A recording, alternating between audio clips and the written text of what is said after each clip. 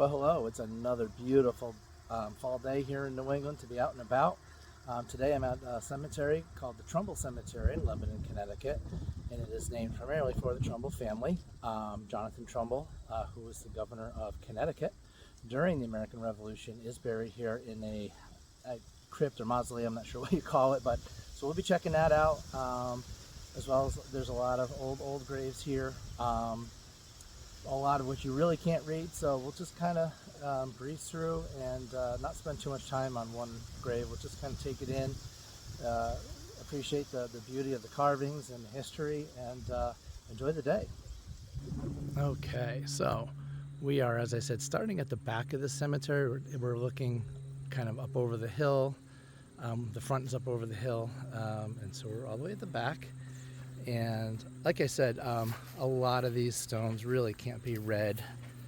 Maybe if you did rubbings, which are actually not allowed without specific permission.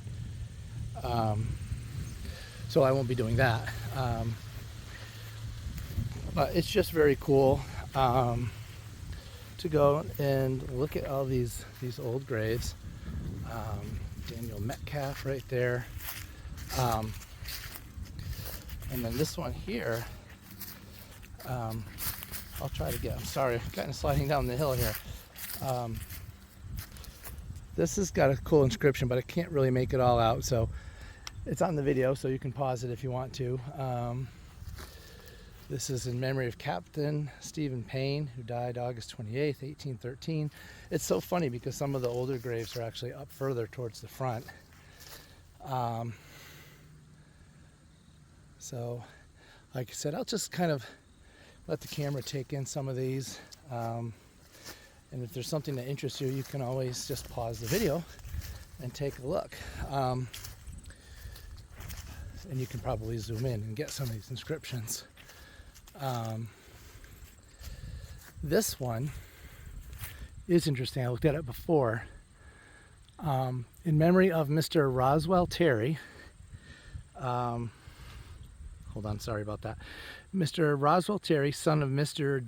Dan and Mrs. Rachel Terry, who died October 20th, 1795, in the 27th year of his age. And this inscription, I believe, says here, found virtue. I was able to read it earlier when I had the flashlight on it. But anyway, it's a little hard. Again, I think it'll come out better in the video. You'll be able to read it. I just don't want to spend a whole lot of time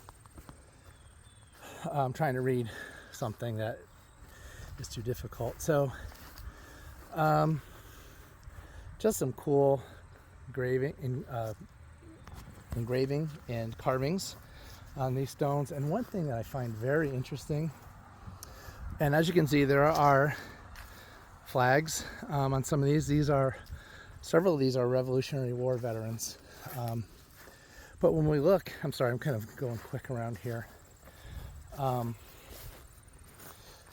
this one says, Revolutionary War, Andrew Fitch, Lexington Alarm, died August 22nd, 1811. The way the stones, they're almost kind of like in here willy-nilly. And it's very cool. I think there's some really old ones down there that you'll never be able to read. So we'll just kind of take it in from a bit of a distance. I do want to get over to where Jonathan Trumbull is, so I don't want to spend too much time up here. Revolutionary War, Ebenezer Gillett Jr., Lexington Alarm, died April 8th, 1776. Revolutionary War, John Dewey, Captain Miller's Company, died June 11th, 1830, age 95. Wow, imagine that. He survived the Revolutionary War and lived to be 95. This person here, Elizabeth, wife of Ebenezer Tilden, died August 9th, 1860, 95 years and 6 months. Wow. Wow. That's very impressive to live to that age in that times. Revolutionary War, Isaiah Gillett or Sillett, Captain Vaughn's company, died February 21st, 1840. There's another one over there from Captain Vaughn's company. I love how they tell you what company they served in. He was 87 when he died later on.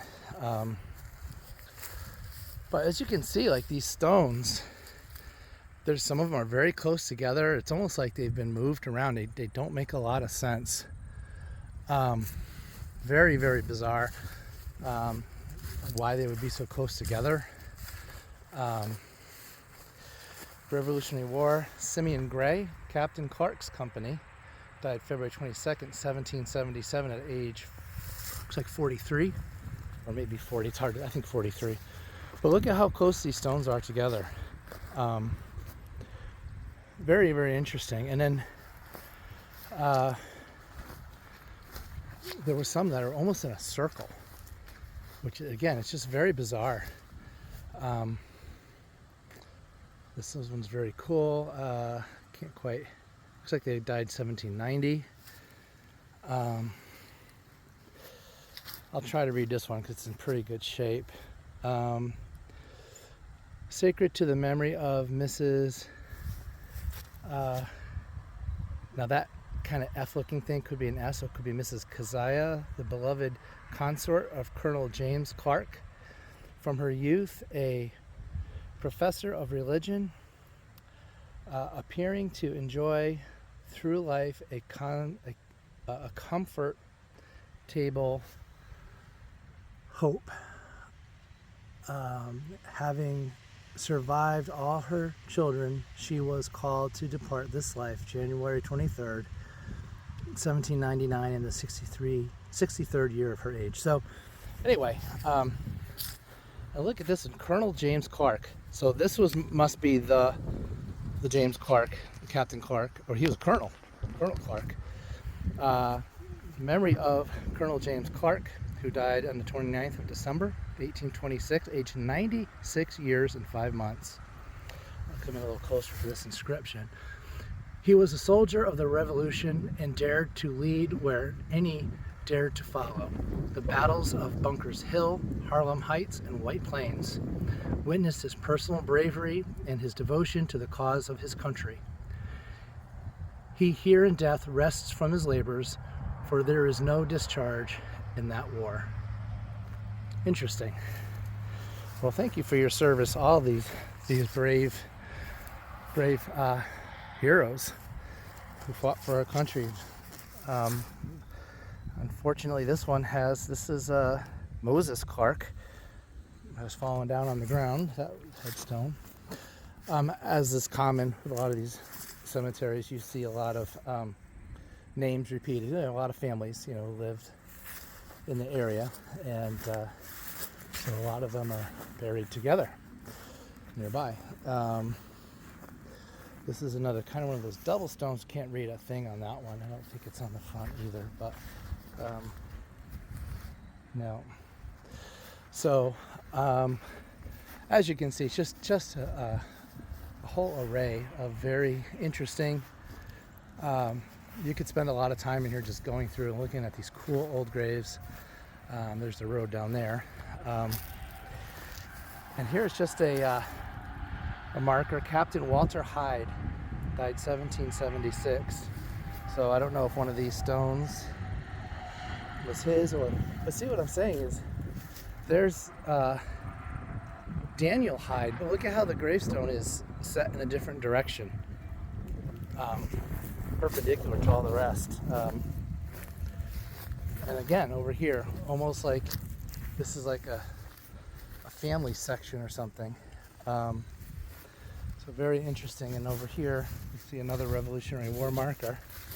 This is Daniel Hyde, Captain Hyde's company. Died June 27th, 1793, age 67. So really, really cool stuff. So over here is where Jonathan Trumbull is laid to rest in this whatever you want to call it. It just looks like a mound from this side. So here we have actually the marker.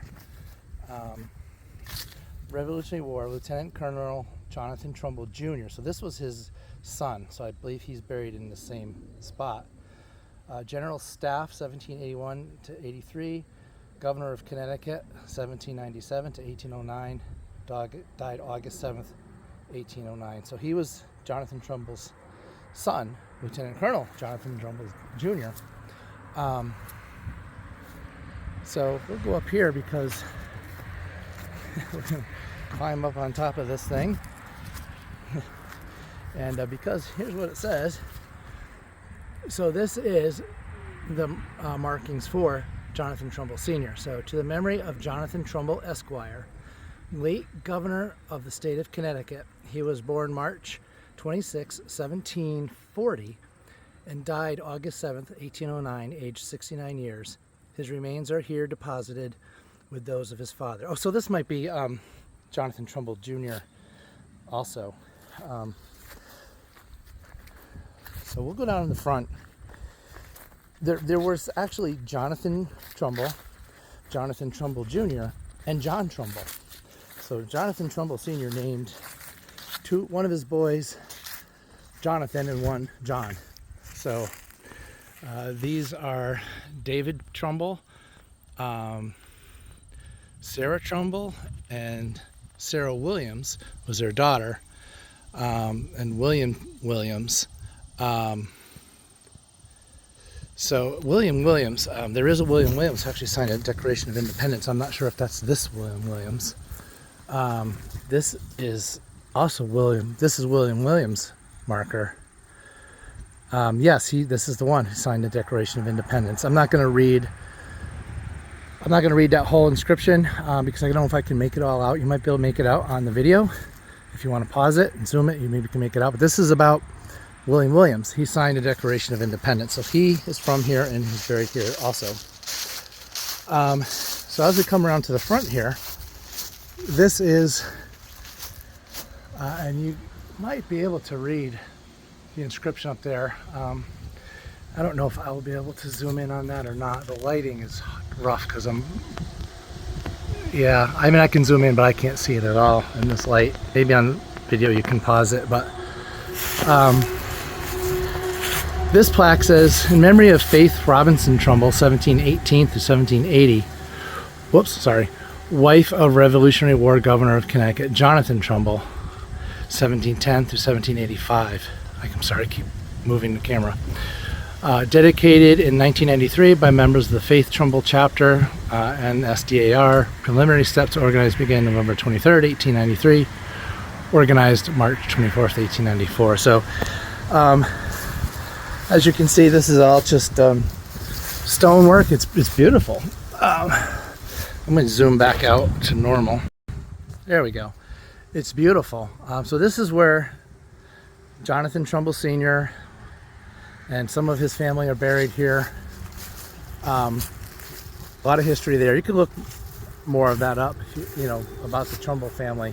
This is Revolutionary War Sergeant Nathaniel Raymond, Captain Seymour's company.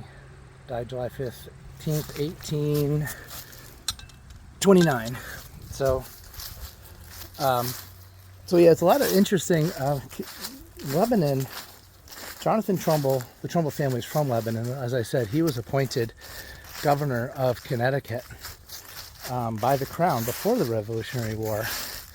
And again, he was the only colonial governor to side with the Revolution and not the Crown.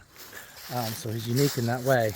And his son, Jonathan Jr., painted the very famous painting called the Signing of the Declaration of Independence. And that is on the back of, I believe, the $2 bill. But if you Google that, you can see that painting, and everyone's seen it. Oh wow, this one just fell over recently, it looks like. Everyone has seen that painting. It's very famous.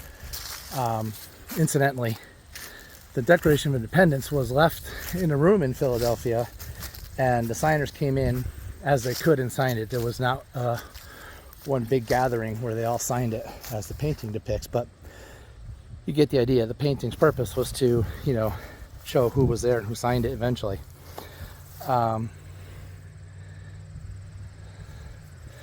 Okay, that's a cool one. So anyway, you can see that, again, a lot of these have fallen over. Most of them are not legible, but look at how these have moved around almost. And that's, you know, growing up near here, the legend was that, you know, these things kind of moved as the hill may have slouched over the years. You know, gravity did its work, is what I'm trying to say. I don't know if that's really true or if that's just, you know, a rural legend. It's not urban legend here. But there's Captain Tisdale and his wife. Very simple. Captain Tisdale and his wife. Looks like there might have been some more inscriptions down there that I can't read. And Elkanah Tisdale Esquire. So the Tisdales here. So anyway, I'll walk around a little bit more. I won't spend too much more time. As you can see, there's just so many cool old graves here that you can check out. If you're in the area, you can stop in here. If you're not, you can do some research, or you can just try to enjoy the video. So I hope you're enjoying it. I'm having a lot of fun out here. You know, just kind of looking around. There's another Revolutionary War, Lieutenant Andrew Huntington, Captain Dewey's company. So and here's interesting carving. I can't really make that out, but look at that with that kind of flower in the middle. That's really cool. That looks like Sarah or Johnson. Anyway, there's some more that are kind of broken and falling down over there. This one obviously broken. There's a plaque down here that might tell us who that is. Isaiah Loomis. Yeah, that's the plaque that goes with that broken stone. Captain Isaiah Loomis. So, and this was Mrs. Sybil Loomis, the amiable consort of Colonel Isaiah Loomis, who died suddenly November 18th, 1814, in the 56th year of her life. Again, there's some inscriptions down here that, again, if you want to pause the video and zoom in, you might be able to pick that up better than I can. Just another cool old stone here.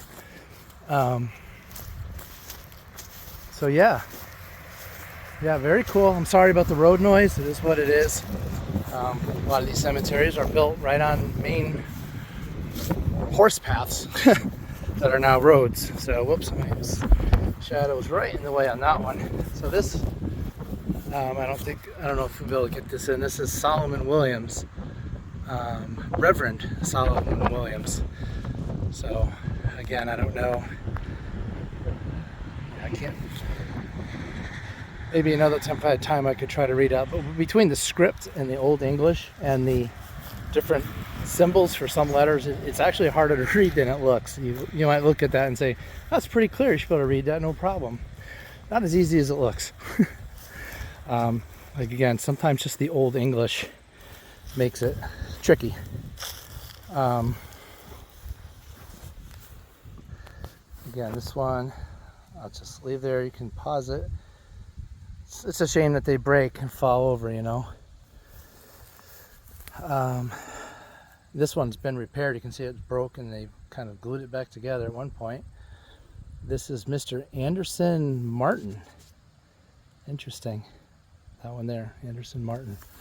And here is in memory of Mrs. Elizabeth Martin, consort of Mr. Anderson Martin, who died June 7th, 1817, aged 65 years, who was the mother of 15 children, 9 of which are buried by her side in the island of Jamaica. Are buried by her side. So is she not buried here? This marker is just in memory of her? Wow. Island of Jamaica. Right? I can't make all that out. God. Oh. And Colchester. Colchester's a town nearby. Buried in the island of Jamaica, I guess, and Colchester. So some are in Jamaica, some are in Colchester. Oh, I dropped my glasses there. That would have stunk. So anyway, that's it. I'm going to wrap this up. It's been a fun little walkthrough. There's one more marker right up by the stone wall here. It really is pretty out here. Very, very pretty. So we'll take a look at this one last marker. This is John Alden, died 1784. That's all it says about John Alden. I don't know where exactly he's buried. Looks like there was some other kind of marker next to it, but yeah. So there's the Trumbulls over there, and there's the rest of it up on the hill, up and over. So that's it. I hope you enjoyed it. If you did, hit like, subscribe, and have a great day.